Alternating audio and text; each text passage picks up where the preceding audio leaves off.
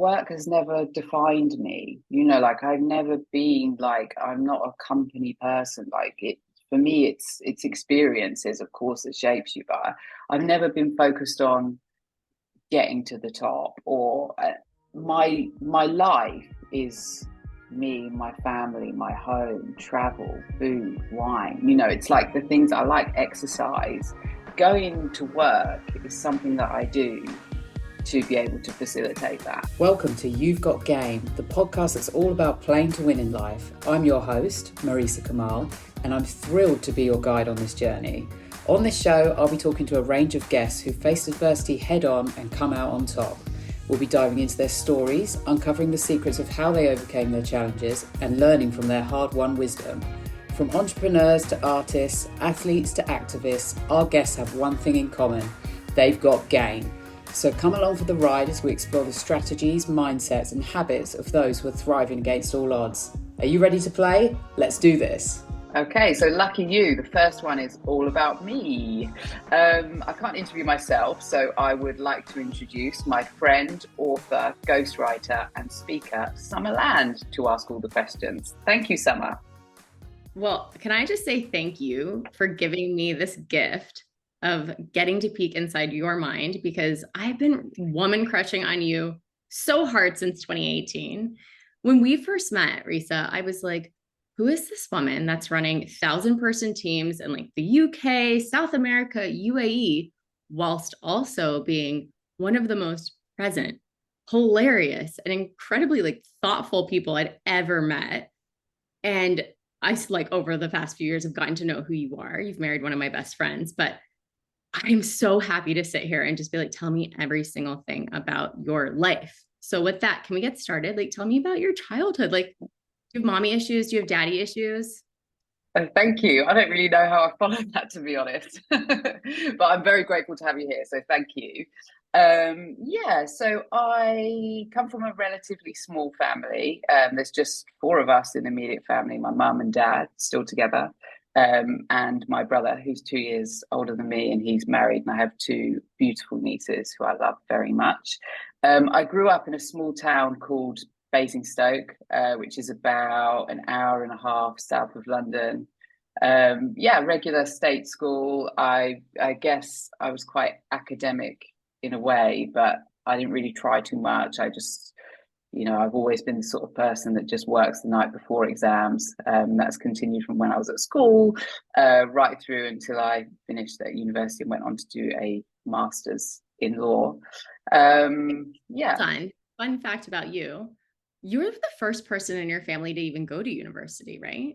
Yeah, that's right. And I don't think first and last. So no one's been since, which is strange actually, because for me, I never really, it wasn't something I really kind of dreamed of, but because my grades and stuff were quite good, I just continued with education. And I look around me and I'm kind of surrounded by entrepreneurs. My dad and my brother both have very successful businesses. And in my mind, and that because they're good at sales, and in my mind, that's sort of where I saw myself going, because they role modeled before me. But then my parents were like, oh, go to university, and just sort of went along with it. What was your dad's business? So he's a salesman, and then after making money in sales, he's gone on to be a property developer, but just generally a bit of a wheeler dealer. Yeah, what was he selling? So predominantly printed circuit boards, and he knows nothing about, like, I don't know, he'll listen to this and maybe he knows a bit more than I'm giving him credit for, but he doesn't know much about electronics. I mean, I look at the way now that he uses his phone and an iPad or anything like that. And I struggle to see how he was going into companies and selling circuit boards, but he's very charismatic and he's very personable, and he's done very well. And then he had kind of odd, very strange deals, but didn't he have did he buy 100,000 wrenches once? Yeah, so basically one of a friend or like a stakeholder of his once asked him, someone in his network asked him if he could get hold of some spanners for him.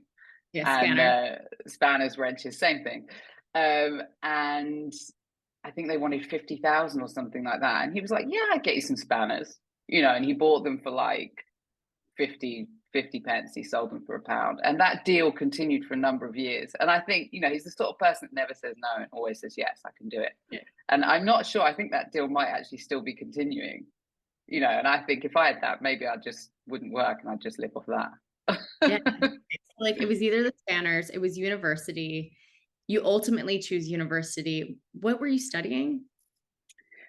So I started off studying economics and politics at Bath University, and I spent a few weeks there, and basically I decided I wanted to leave and be a hairdresser. Wait, you didn't find a class one day, right? And you were like, this is too much. Do you know what? I know this sounds stupid, but I just couldn't find my way around campus. It was just huge, and I'd made loads of friends, and everybody was trying to help me, and you know, and the books I was behind in reading like almost immediately because I was going out too much, and you know my student loan hit, and I spent the whole thing in the first 2 weeks, and the whole thing was just a disaster. And I just thought, you know what, I'm going to go and be a hairdresser, and I sort of meant, you know, hairdresser to the stars on catwalks. It was like a passion of mine, and but I did think, oh, I'll just complete the degree. But then I told my grandma in confidence how I was feeling. And she told my dad, and my mum was away. And my dad basically just picked me up straight away and was like, well, if your head's not in the game, let's go. You know, it's not for you. Let's take you home. And so I literally left. And it was quite sad because I'd made all these friends, more friends than I made when I later went to university in London. I made all these friends. We had a big leaving party. And yeah, it was like 3 weeks in, maybe 6 weeks. And then when I got home, my mum was back from holiday and she's like, what is gone on? Yeah. And she said, why don't you save up, go traveling, think about it. Don't, you know, you're really academic, stick with it. They weren't pushy, but I think they were proud of me and wanted me to like continue on that journey. So yeah, I went traveling when I was 18, Southeast Asia and Australia. I had a blast, and then just thought, oh, I just studied law, but I'll go to London because London, you know, I know my way around London. Yeah. And in Bath, you were lost literally and figuratively. I love that you didn't wait. Your dad just scooped you out. Okay. I know, it was bizarre. It was bizarre. Yeah. I couldn't believe it. But yeah, it was great. But then when I was at home, I was like, oh, what now? So when you did law school, were you living at home or are you living in London? No, I was living in London. I was living in London. And I navigated that. Yeah, figure that out. With law, are you drawn to a particular area? So the reason I studied law is I wanted to become a media lawyer, which I think is probably the sexiest part of law, if there's such a thing. I was like, you know what, I'm going to go and work at Sony.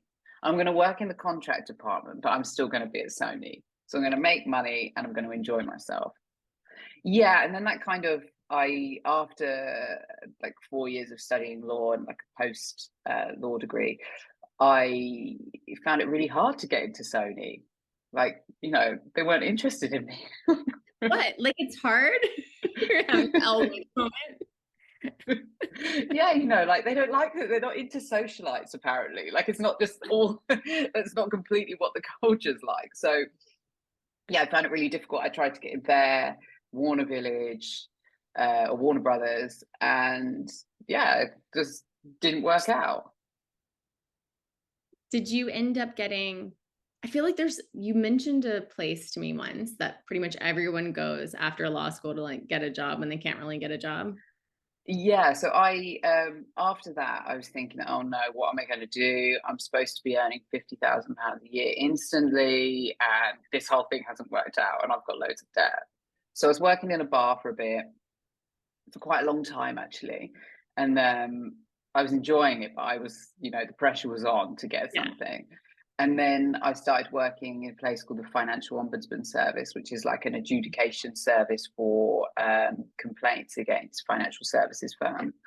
And that basically, I mean, it gave me, I'm forever grateful, it was a great background in finance, which is what I then went on to be more successful in. But essentially it was like an extension of university, you know, like everybody was around my age. It was a bit of a holding pen for law graduates who hadn't quite made it into law firms, and we just had so much fun. You know, Yeah. we like going out a lot, and yeah, it was fantastic. And I met, you know, some of my best friends for life there, and Yeah. I'm very grateful, but it wasn't a sustainable career for me. By 21, like, was this at the age like 20, 21, you're here in this holding pen, but then did you start your own consultancy firm? Is that right? Is this when you did that? Yeah, I'm 21. I'm yeah. just going to. So I was about 23 by the time I left, I think. Yeah, and I just thought, you know what, I need to make some more money. Because that was the driver at the time, was kind of money. And I was like, I need to make some more money. Like, I'm not meant to be here. You know, this isn't for me. And so basically I just went out as a consultant, and then I set up a little business where I'd go into like financial services firms and I'd consult on various projects. And it started off doing more kind of case work, but then it got like much bigger, and I was leading programs and stuff for banks. Like, back it up. Like, how do you get your foot in the door, Risa? Like, there wasn't LinkedIn. I know you weren't slipping into their DMs. Were you just calling, just knocking? Like, were you working your contacts? Like, how do you get in the door at 23? Yeah, I was just calling. I was just calling. And when I look back now, you know, and we'll talk later about my more recent career change. I mean, I wasn't scared then. You know, I'm scared now. And it's Yeah. weird. And I think, you know, I'd be happy now with what I had then as a business, but I'm scared. Isn't that It's strange, interesting? but Yeah. Fear and risk, they feel so differently at 20 than they do closer to 40, don't they? yeah, exactly. I mean, it's almost like half my lifetime ago. It's Yeah. madness. But yeah, so I just basically, and I didn't know anything about any of the stuff that I was consulting on. But I just, and this is what consultants do, you know, now that I've worked with consultancy firms and inside them, but that's what they do. They don't actually know anything. I mean, they're not in their early 20s, but they don't actually know anything. And they just do a load of research like the night before, or like, Yeah. you know, really leading up to it. And then they're experts in that field within that organization. The difference is I was like 23. I'm like, I went to YouTube University, and that is why I'm speaking so confidently on this now. Yeah, exactly. So that little path, like, you started consulting, but that is what ultimately led you into the corporate landscape and eventually landing with HSBC, right? Yeah. So I after that I ended up going to Barclays for a period of time, for like 18 months. Essentially because I wanted to get a mortgage, actually, more than anything else. And I needed like a Not stable an job. HR about this, by the way. You're like, oh, I need a paycheck, so I will go and get a job. Yeah, exactly. So I did that for about 18 months. And there's been various points in my career where I've thought I'm going to leave and do something else, but I haven't done it. And I wonder what path my life would have gone in. But at Barclays, I decided that I really wanted to work in fashion PR. You know, I was like, I've had enough of all this finance stuff. I've been going along with it, but it's not me. And I spoke to my manager, who was fantastic, a really amazing lady who's super successful. And she said to me, look, Marisa, at the moment, you can afford to buy the shoes that you're going to be looking at all day at. Like, if you go, it's going to be a long road before you're successful. She was like, but I'm happy for you to do that. But I think for you, maybe try consulting. It's a bit sexier than like in-house finance.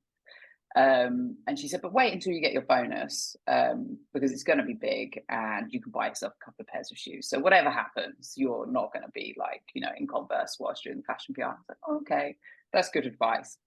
And I remember driving home on hands free, speaking to my parents. I was going back to visit them, but I thought I'd give them a call before to tell them I was quitting and working fashion. And they were like, oh no, you know, like, you've come this far. We really thought, you know, it's like on the trajectory. Anyways, I had to go through all those conversations, and then I actually didn't do that in the end. I had a job offer from one of the big four consultancies and ended up with a counter offer from HSBC. and they sold it on the premise that you'll be traveling all over the world. It's going to be amazing. Every day is going to be different. I was like, okay, that sounds pretty cool. And that's actually what happened. And it was like, yeah, every traveled time we so talked much. to you, you were like, oh, and when I was living in South America, when I was like base jumping, and I'm like, what? What was your title? Like, what was your role? What did you like? I'm not even gonna understand really what you did, but for the people that do. Yeah, so I was there for 9 years and spanned like across compliance, risk, strategy, performance management, and then my latest roles, the chief operating officer for the Middle East. And yeah, over 6 years, I changed job kind of every 18 months. I think I had like six jobs maybe, based out of London, but in global European teams, and then in Brazil, in South America, in Sao Paulo, and then more recently in Dubai, in the UAE. And it's been an incredible journey, and I'm forever grateful to the company for providing me with that. It's amazing. What were some of the challenges that you faced moving to these different countries where the cultures are so different? There's a language barrier. Yeah, it's mad. Yeah, it's madness, really. So when I moved to Brazil, that was 2015. So I was relatively, how many years ago was that? Years ago. 8 years. 7 years ago? Yeah, 7 years. 8 years. Yeah. So I was just sort of like, 30, 29, 30. And it was crazy. I mean, I've always been, I love travel. So like going there, I was like, bye everyone, wasn't worried about missing home or anything. I was like, yeah, see you later. And then the hardest thing was, I guess, language, big time, because the people in the office speak English, but some people not so well within the local team, which of course I appreciate. But outside, not many people speak English, especially outside of big cities. So I had to get to grip with the language quite easy, and like cultural differences. But for me, and I studied, every morning I had a language Portuguese lesson 6 till 7 every day before I started work. So I really, really tried to go, and it doesn't come naturally to me. So it was quite hard work. So I was trying to manage that on top of the workload. And I think people appreciated that I was really trying. By the end of it, I could speak, conversational, but it just, an incredible place, beautiful people, just amazing. And I think how I've navigated it is I have a genuine interest for different cultures and meeting people and listening to different point of views. Like I love it, and when people say something I disagree with, I'm like, oh, tell me more. Like, why do you think that? Like, I'm genuinely fascinated, because so many times I've been proven wrong, or like I've had my mind changed. I just love that. And then when I moved then I love Brazil, and I never would have left, but the company sold the bank there, so I had to come home. And then when I moved to the UAE some years later in January 2021, I found this a much easier move, I guess, because the language is full of expats here. There's plenty of British people if you feel like a slice of home. But it's 10% 10% local and 90% expat. But there's something like, 160 nationalities within the office, or maybe I've gone over with that 120 or something. But how many countries are there in the world? Yeah, somewhere in that neighborhood. Yeah. But I mean, there's loads, so it's incredible, and it's fascinating to see how different cultures react and how different people work together. And yeah, it's just amazing, and I love it. And this place, Dubai and the UAE is just a lovely place to live.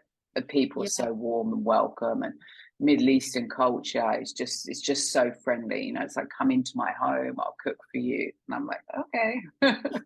So I really want to ask you a bit about leadership, but I think I'm going to save it because I want to continue down the path of you landing in the UAE, because you moved there with your husband and a third. You were pregnant. Yeah. So madness, really. I landed and then found out I was pregnant pretty much straight away. And I was like, oh dear, this is, just starting a managing director role. What am I going to do? So yeah, it was terrifying. And I mean, I'm not sure about you, but I mean, I didn't have health insurance when I first arrived. And I'm like, what do you even do when you get pregnant? Like, what do Yeah. you do? Like, where do you go? Who do you speak to? Yeah, it was And all foreign to me because obviously I'm American and was living in Australia and I was like, how does it work here? yeah, like, Yeah. do you go to the doctor straight away? Because I think in the UK you don't. You like wait for a few weeks, Yeah. or I'm not really sure. But here it's all private. You move things quickly, and they scan you like every month and all that kind of stuff. But there was another situation where I had to. Here you need to do a medical test for your visa, and they needed to do like a chest X-ray. And I said to Aaron, well, I can't tell them I'm pregnant because they'll tell work because it's all linked. So I think I'll just have the X-ray. And it's like, Risa, are you serious? You're willing to put your unborn baby at risk of an X-ray because he was like, that's crazy. Just do it. It's all confidential. And yeah. So I ended up telling my manager, who was amazing about it. Actually, he was like, this is fantastic news. Show the team that you can like do both. You don't have to put your career on hold, and we'll just plan accordingly as it comes closer to the time of on maternity leave. So yeah, but I mean, the hell of a journey. It's so exhausting. Yeah, because one, you've moved to a new country, it's a new team, and you're going through like morning sickness, fatigue, and this the emotion behind motherhood, right? You're like, oh wow, it's like not just like the Risa show anymore. So I can Yeah, imagine how difficult that would be. I mean, Um, yeah, the first few months, I guess I've never felt so tired. But I was mm, working like 12-hour days, because there's so much to do. It's a new job, and I appreciate that. But I was so tired. I was so okay. tired. I've never felt. I remember once Googling, "Can you die of tiredness?" Turns out you can. Yeah, yeah. Um, what did your maternity leave plan look like? Were you like, I'm gonna stop at 36 weeks and like, or were you just like, I'm gonna go like right till the last minute? I think the plan was to stop kind of a week before, but then the handover took longer than anticipated, and I literally just finished handing up like the evening, and then the next day went into labour, and I hadn't had my nails done, hair done, all that stuff that everybody says they're gonna have done. I was like, oh Yeah, no. But then I was like, I look like a mess. But then anyone that's been through childbirth, like, you look like a mess. So what's the point? And anything else is like, there's when it's no all over, saving that. you're like, this is the most beautiful thing ever. And then like 6 months later, all those hormones wear off and you look back at the photos and you're like, my baby's a goblin. I look like the crypt keeper. Yeah. Why did I think it was so pretty? So true. um, all right. So you give birth to a beautiful baby girl, Paloma. And Yeah. what was the plan? Like, how much time did you get?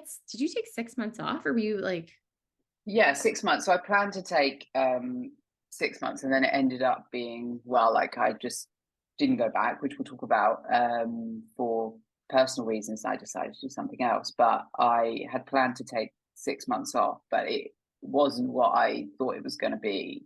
Like, it was horrific.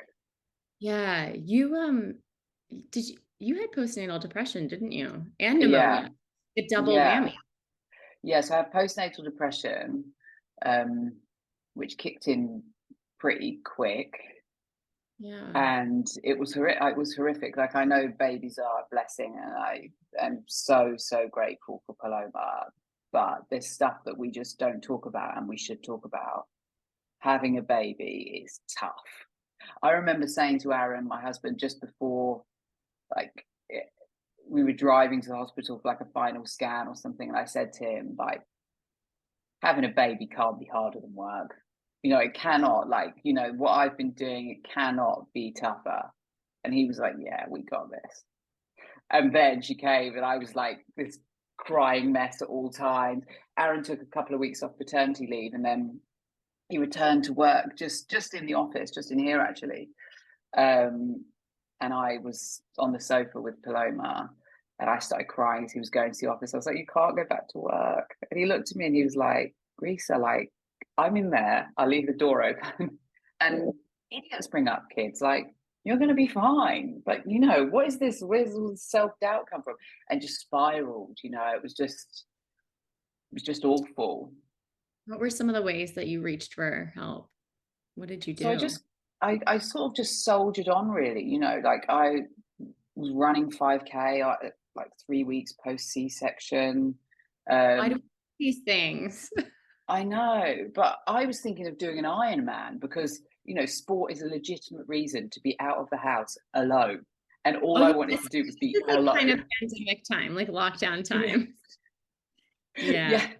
I just thought I just need to be, yeah, I just need to be by myself, and no one's going to stop me if I say I'm exercising. And Aaron Yeah. wouldn't have stopped me anyway. If I'd have said I'm going for a walk, he wouldn't have stopped me, but I felt like I had to justify it to myself. Yeah. And then it just got worse and worse. It wasn't getting better.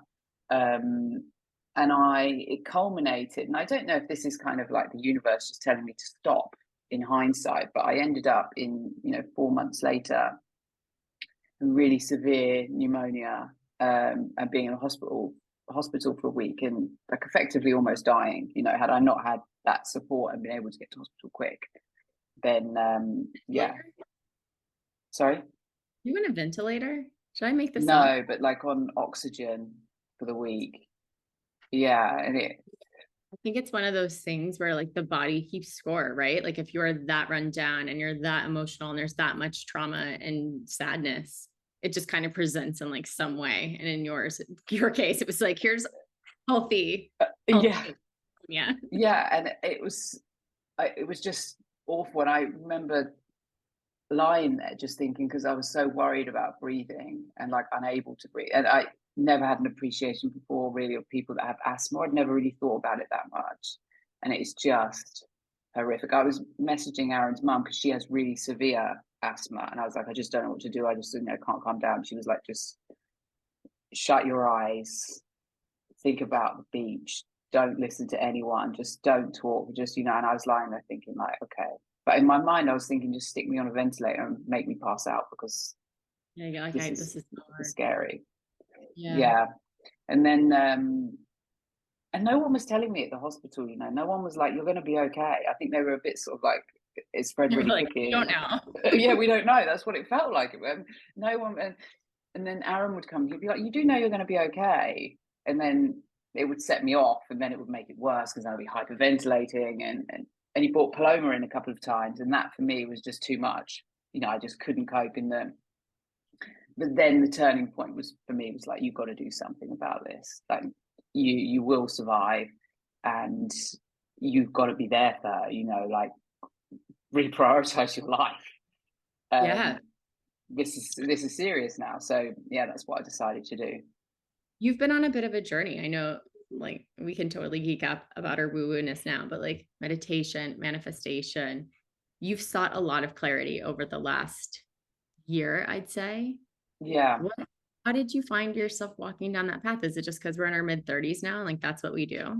A bit of that, I think. So I have had a therapist, and I still have, and after a few sessions with her, we kind of like worked through everything, and like everything that had gone on, and she sort of said, psychiatrically you're okay, but you've got all of this chatter in your head and all of these stories that you've made up over years, and like you analyze like what everybody else is thinking and what people think of you and all this stuff, and you're like, just let it go, like it's not serving you.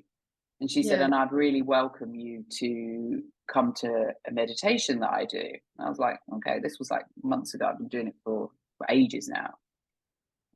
And she sort of said, manifestation and all that. And you know what? If you'd have asked me, like, I've spoken to therapists and coaches and stuff before, and they've said, like, write it down. I'd be like, oh, write it down. Like definitely not writing it down.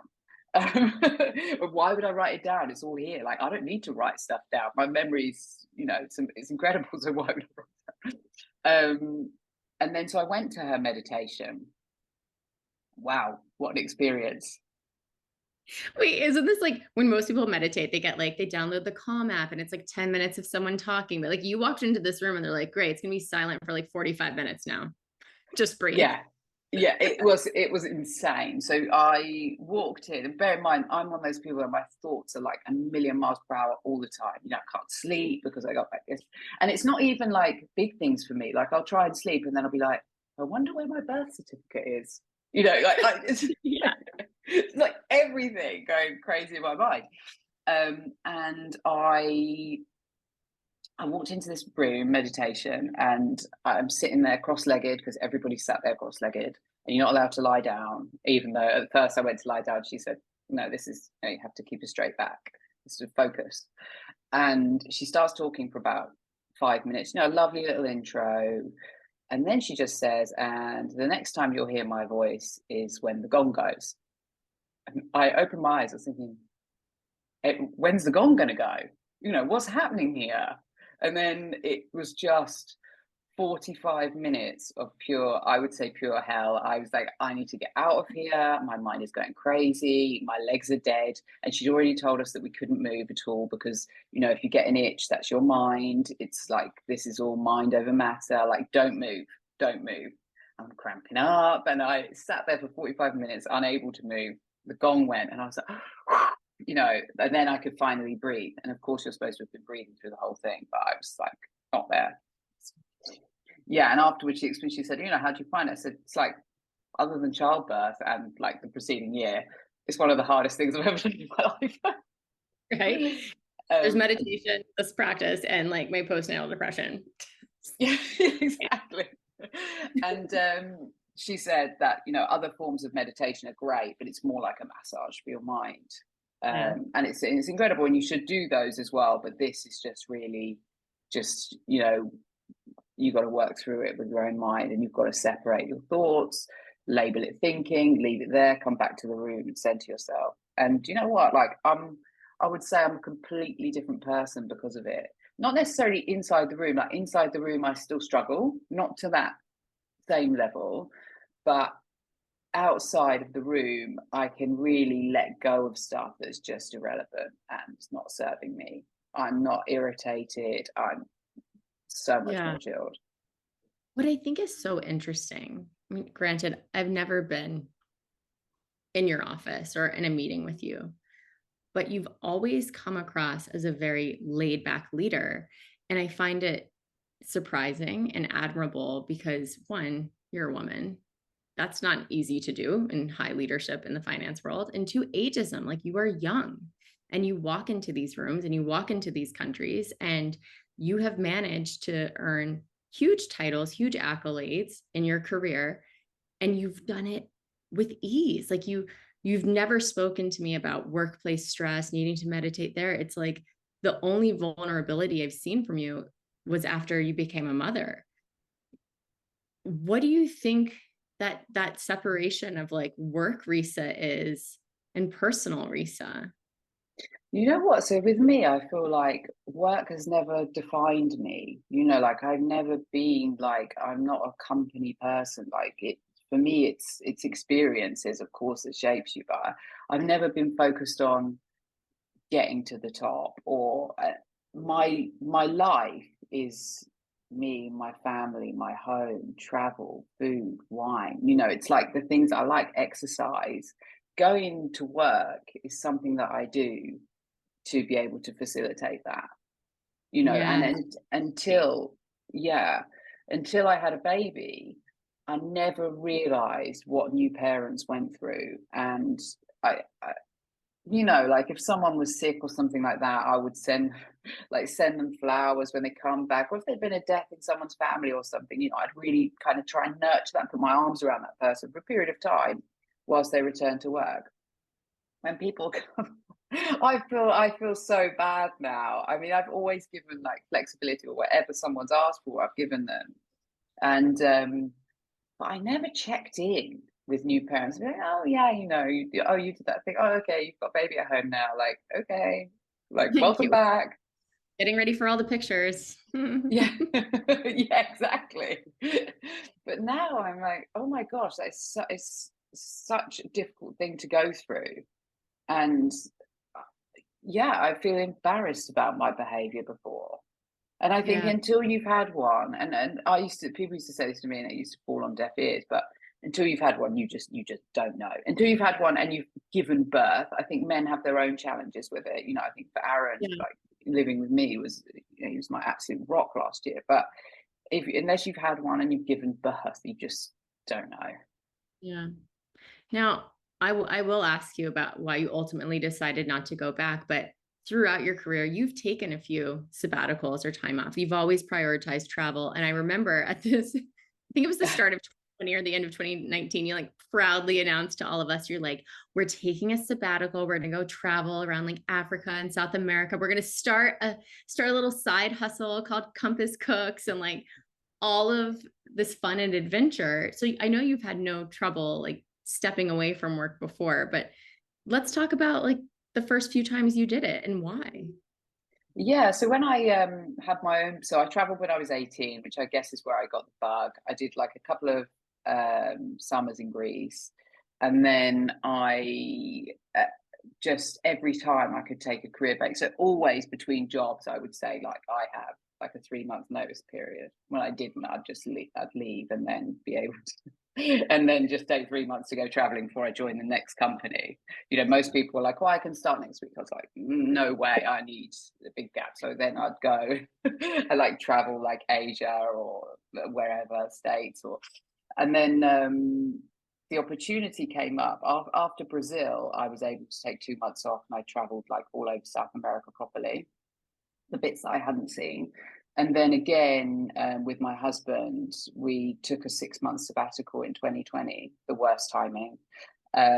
Started off in Antarctica, which was absolutely incredible. So I just feel so lucky to have seen that part of the world. It's like absolute, it's beautiful, it's absolutely stunning, and really takes you back to nature.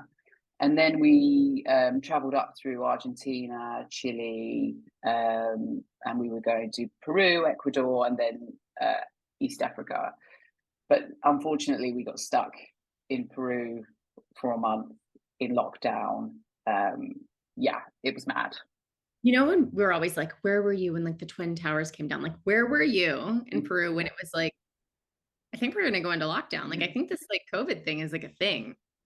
Yeah, so no one was really talking about it. I think someone tried to talk to us about it at one point. We were like, "Oh yeah, never going to, Peru. Why would Peru lock down? Like, they're desperate for tourists. Why would it stay open?" Like, we didn't really think about it. And then all of a sudden, we're sat having dinner, and this thing comes up on the TV that's like state of emergency. We've got 24 hours before lockdown, and our hotel said to us, "You can stay here, but you won't be coming out of the hotel room, and we'll be bringing food to you." And I just thought, "Oh no." I can't, we weren't staying anywhere nice. It's like, I can't stay here for the foreseeable future. So we had a choice. We could either go to Lima, the capital, where we'd be most likely to get the next flight out if there were any, or have a bit more luxury 18 hours up the coast. So I had basically looked for any accommodation with a private pool, and the only place I could find was 18 hours away. So we drove through the night. We filled the car with supplies, and we get up there at about 2 o'clock in the morning. We're like, "Please let us in, let us in."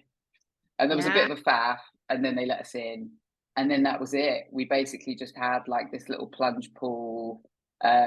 We could go down to the beach because it was like a private beach. It was just us there. There was a private beach, so we'd see the fishermen in the morning. They'd give us like raw fish every day, straight, like straight up sashimi from the sea. It was amazing, but we were like, oh, after a week, we were like, okay, 2 weeks passed. It was a bit like, we should probably try and get home. And then eventually there was this big drive to get UK citizens home, and particularly in Peru, there was this big like media campaign which a couple of people had orchestrated, and then we were saved by the British government 1 month later. Yeah, I did feel, because we got picked up because we had a nice time, and the whole time I was there, I was thinking, well, when I go home, I'm going to have to go back to work, so I need to make the most of this. And they sent a bus to take people right from the north down to Lima. It was picking up at various stops, and when people were getting on the bus, they were obviously very distressed. had a lot of time in like a hostel room, and me and Aaron just sat in silence because, you know, we were like really So tad. tan. So sad. You're like, I Like just want to have my like, happy. wellness retreat. Is that a great? Um, so when Yeah. you got back in London and you're like trying to adjust to the new not normal that was 2020, 2021, how did the UAE come on the cards? Yeah, so in that, when I came back, I sort of was between jobs a bit and went back to my old job, but like some other stuff as well. And in that time, I was made redundant, which made sense. My whole team was moving location. And so I was I did a diploma in transformational coaching, because then I was like, okay, maybe it's time to do something different. I want to do something that I can do from anywhere in the world. You know, that trip has taught me that I just want to be like elsewhere. But then this discussion around this role happened in the UAE. And I was like, you know what? It gives me a big tick because we're traveling. It's a tax-free country. Aaron was happy with that. It's a nice move. I've already got friends here. And so, yeah, this came up and I interviewed for it and then got the job, and started doing it remotely from the UK. And then we moved. And I know like you really loved it. And then obviously like you became a mother. Was it a really difficult decision to decide not to go back and to pursue something else? Like how did you ultimately make that decision? Yeah, so the timing that I was due to go back, I still just wasn't in a good place at all following the pneumonia and the postnatal depression. And it just didn't feel, I felt like I needed more time off, which is what happened. And then I just started thinking, you know, I was going more into mindfulness meditation, and I had a coach and I had a therapist, and I was just becoming more and more I just to reassess my life, you know, like what's important to me. Like when you have been on your deathbed, you think differently. You do think differently. You just think like, wow. Imagine Mm. if that happened tomorrow, could I say I was truly proud and happy of what I've done and achieved?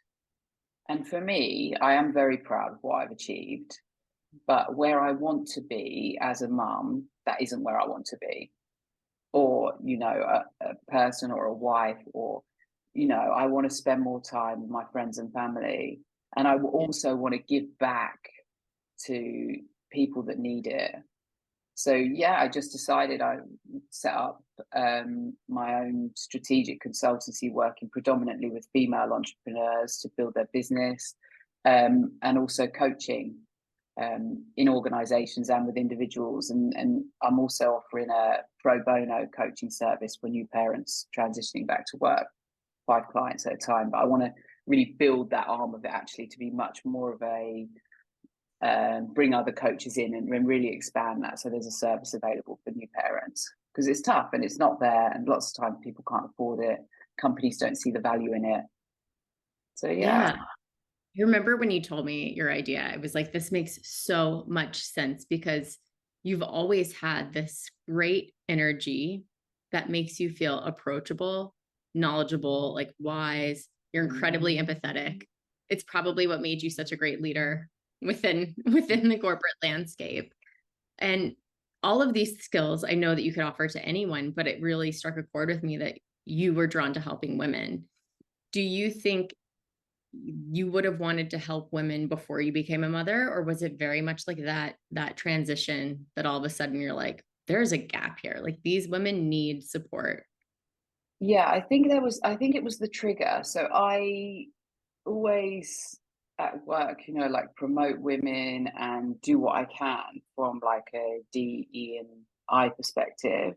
But I never really, and I know this is like so naive of me, I never really had a full appreciation for like the challenges that other women face, you know, kind of like with imposter syndrome, and really noticing that they're the only woman in the room sometimes. And, you know, how do you find your voice and communicate effectively? Because a lot of that stuff, I think just the way I've been brought up, I've always thought, yeah, you can do what you want. You know, like if I lost everything, I'd just go and sell windows, would be Yeah, my like, the scanners, like you have a yeah, backup. yeah, exactly. Like I can go and find something like that, but lots of people live in fear, and the experience, and also through my coaching and listening more to like the reality of other women, it's made me think, you know what, there's so much work to do, and I want to be a part of that, so I've been learning, how do I effectively pass on how I do things? Like, how do you make it relevant for somebody else? How do you shift mindsets? How do you remove limiting beliefs? Because that's all this is. It's all like limiting beliefs and stories that we've created from years ago, or events that have happened to us that then make us think that we can't do X because of, this happened, or this will happen again. And so, yeah, I'm just more interested. I'm at the start of this journey, as it were, but just cognitive behavior and why we do think is fascinating. And this arena for me is interesting. What I find fascinating is, like, I'm a bit of a personal development junkie, right? Like, I'm like, oh, I do the 5 a.m. club and like the Atomic Habits, and I read all about leadership, and of course Carol Dweck. But like, you, like, through your career, like, you weren't reading those books, you weren't listening to those podcasts. Like, that was your mindset. Like, you just had so much confidence and so much emotional intelligence and so much empathy. I don't even know if there's a question here. I'm genuinely like, how were you just born this way? So yeah, I think for me, a lot of it is natural, and it's just the way I've been brought up, like seeing it in action, just kind of like, you can just do what you want, you can earn money, like my dad's like, anyone can earn money, which isn't true. I'm a much more of the other side as well, from a political landscape. I think that actually other people have a lot more challenges to make it harder, but anyway, that's complex. But for me, I have had things like, I remember once, I think I said this to you before, with presentations and stuff, I've always been really confident, but I used to get this thing where my eyeballs would literally shake in the back of my, like, I would feel it wouldn't come out in other ways, but I would literally feel like my eyes were just shaking when I was trying to present. But you couldn't see it, but I knew the slides and everything so well, because I used to rehearse everything so much, that I would just kind of like be able to go through it. But now, now I can do it no problem, but I have had challenges. In terms of your own personal development, did you work with mentors? Did you seek them out, or did you just kind of have these like incredible colleagues that you could pick and choose from? Yeah, mainly colleagues, and I had a couple of really good bosses, male bosses actually, that really, really pushed me and helped me get, believed in me, and kind of allowed me to move into positions, I guess, which I wouldn't necessarily, I was like 100% experienced in, which is how men operate, right? They're like, you know what, I can do like 50% of that, so stick me in there. And these bosses were like, you can totally do that, and really push me. But I haven't really sought out, I do have it now though. So I didn't do it then. I think would have been much more powerful actually had I done that. But I think honestly, if I'd have had a good mentor and coach, I probably would have left finance a long time ago. Because I always had this thing in my mind, of like, it's not really me, it's but I have had a great time whilst doing it, and I've thoroughly enjoyed it. But I think that's what would have happened. I would have been coached out of it. Yeah. We were chatting about how generationally, like before, you really just had one job, right? But now millennials, I lost track after millennials. We change a lot. I think we're millennials, so you might be Gen Z. Yeah, I'm in your age box, right? I'm in your bracket. I'm 87. I'm 85, but I think it's like just on the cusp. I don't know. Yeah, anyway, we're definitely millennials. I identify as a millennial. And I've noticed like a lot of us, we change, and we are deciding to start businesses at the age of 40 or enter the corporate world. So as a coach, what are you hoping, like, what would you say your purpose is? Like, what do you want your clients to walk away with? So I think I don't want everybody to have had like the realization that, or have been through what I went through, to realize that this isn't, they're not necessarily in the right place. I don't mean like work, like corporate careers are fantastic, they're amazing. But I mean like that 360 of, can you tell me what makes you happy? And do you know, like, where you're going in the next 12 months, for example, because I think a lot of the time, like I use the analogy of chess. So with chess, you know what your next 10 moves are to get you to the end. And how do you play your cards every day if you don't know what that end game looks like? So for Yeah. me, it's about helping clients identify their goals and realize those goals. And cliche, but be happy. Like life Yeah. is short, you know, only get one go, and it can like end like that. You never know. It's a lot of like clarity work for you, and then like Yeah. tangible you can take. Mm. What about burnout and habits, sustainability? Do you find with your experience at an HSBC, like, did you have to manage your output? Did you feel like it was something that you could have continued with on and on and on? Or is it a conscious shift that we all need to make to keep up and not burn out? Yeah. So a lot of clients I work with, so I genuinely believe in whatever job you have, you'll always have too much work and not enough people. It always feels like that, you know, and it's 100% how you internalize that and how you deal with that. People have very stressful jobs for years and years, and they're able to cut it off and walk out the door, and they don't think twice about it, you know. So for me, it's how you internalize it. And lots of people thrive off that environment, you know, and I have been in that fast pace, like working on strategies and stuff, and it's incredible, it's amazing. But it's just how you deal with it.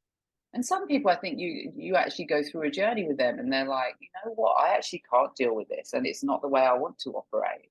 And they, you know, despite going through exercises like work management and all that kind of stuff, it just doesn't work for them. It's not the way their brain's wired. Yeah. And so yeah, but I think there is a lot of burnout at the moment. I don't think it's necessarily just work related. Like these few years have been Yeah. tough for lots of people, you know. Lots of people have lost their jobs, economies aren't doing well. COVID was difficult for families living all together, or if you're on your own, looking Mm. after kids, like not school. It's been rough. It's been rough. And I think a lot of people need more support than perhaps they did in the past. And a lot of people are talking about it, which is great. Yeah. Every time I talk to you, I just feel like I can achieve anything. Like you literally make me feel like anything is possible. And I love that. So I have no doubt that you are the coach that this world needs. I would love to share where we can get in touch with you. Like, how do people find you? How do people hire you? Like, where can we learn? Where do we go? How do we keep getting more Marisa? Thank you. So I have a website, which is www.marisakamall.com, and my LinkedIn is Marisa Kamall, and that's generally how people get hold of me. Or Yeah, email is hello@marisakamall.com. So yeah, I please do love get in that. touch. Well, before we wrap up, thank you for that. I would love for you to tell me what is one thing I could do today to just get started, right? Like just take that first step to seek clarity on what I think my end goal of my life will look like. Yeah, so I would say, I think, do you know what 12 months' time looks like? Like, what would be the best outcome for you in 12 months' time? And don't, you know, don't hold back, don't have any barriers, don't have any limiting beliefs. Like, what would the best outcome look like for you? And then manifest it, write it down. Like I said before I would never, ever have done this, but trust me, it works. Write it down, makes you think about it. And then you start to feel it. And then eventually you'll action it. You know, you live your life by that manifestation after that. But just Yeah. think, what would be the best outcome for you in 12 months' time? All right. What in 12 months? Okay, it'd be February next year. You, me, beachside, babies playing in the surf. I'm doing it. Sounds good. Thank you. No, thank you. I'm super grateful to have had you here. You've made it easy for me. This is the first one, as you know. So, and I'm definitely taking some interview tips from you into the next show. So, thanks a lot.